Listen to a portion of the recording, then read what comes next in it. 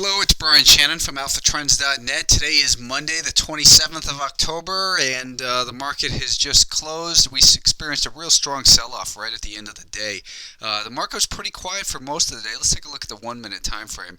Most of the day it was, trying to rally a little bit in here, but obviously you can see right there in the last 10-15 minutes, it just completely fell apart. The S&P 500, the spiders, lost about $2.50 here just in the course of, again, about 15 minutes or so.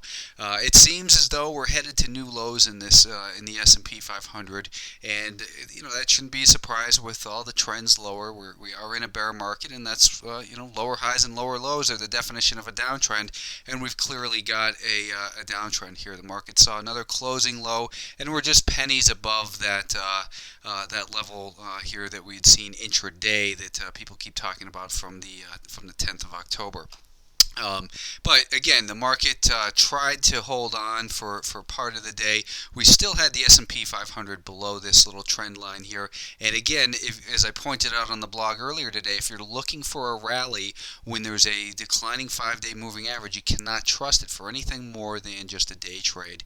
We've got this pattern in here of lower highs each and every day. We can see that on the daily time frame as well. Since this little peak right here, we've had a lower high every single day. So intraday, it can't even pop its head up above the prior day's high. This level here around 90 is going to take on a little bit more added significance because it's now the approximate location of that declining 5-day moving average as well. So we obviously remain in a bear market, and nothing's changed there. Perhaps we'll see a big panic washout that hopefully can lead, clear the way for some upside rally action. But right now there's just zero evidence of that. So you've got to remain super conservative in this environment. The Russell 2000 here on the daily time frame, we finished down 4.9%. So I'd said on Friday it appeared as though this market was holding up a little bit better, but obviously on a percentage basis, it made up for it today on the downside. We've got lower highs and lower lows. We've got the market right down to the level that it opened on Friday. So we're closing down there. So basically, anyone that bought on that gap and is still holding is now in a losing position. We can see that here on the 2-minute time frame where we have this gold moving average, which represents the average price that the Russell 2000 traded at over the last 2 days, and that's right just under 47. You can see how the large volume here at the end of the day kind of skewed that. So it appears as though maybe there's still some hedge fund liquidation going on, because that's obviously some pretty heavy volume in there.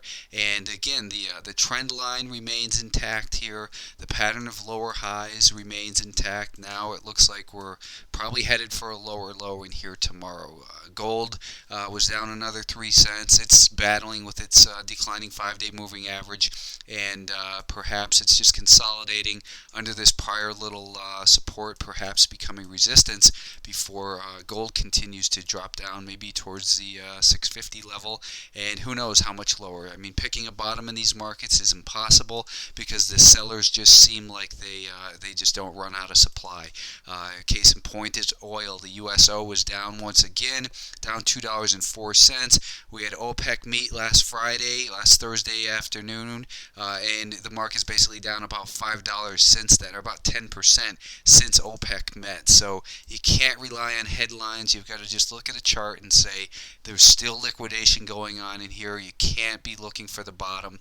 If you're trading the long side, you can only do it on these 1-minute time frames. And if you look at USO intraday, we had it battling the VWAP. We found a little resistance. It rallied up and then made this pattern of higher highs and higher lows, made a lower high here and then broke down.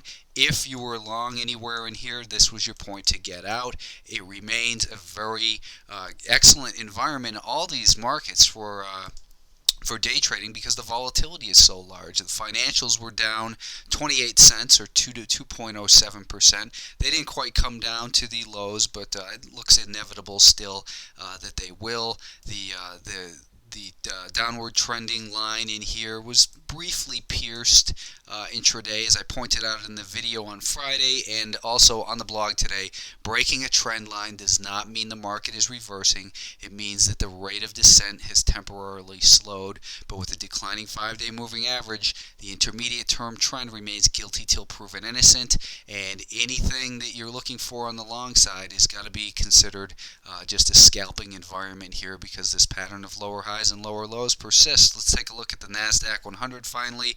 The Qs on this daily time frame didn't quite come down to Friday's lows, but we had a red candle, which means we closed lower than where we opened, and from Friday's close we lost 82 cents or 2.7%. Looking at a 10-minute time frame, the primary trend line in here was broken intraday, but it couldn't get above the Friday afternoon high, and it also was below that declining daily VWAP. It looked like maybe they were going to try and stabilize near the VWAP here with about an hour to go, which is typically a time when you might expect the market to rally. It made a higher, it broke this little pattern of lower highs and lower lows here over this period of time, but then obviously it failed, and if you didn't take action, you were like a deer in the headlights, because obviously the market just completely imploded here. And when volatility is this high, you have to be very, very quick in either direction.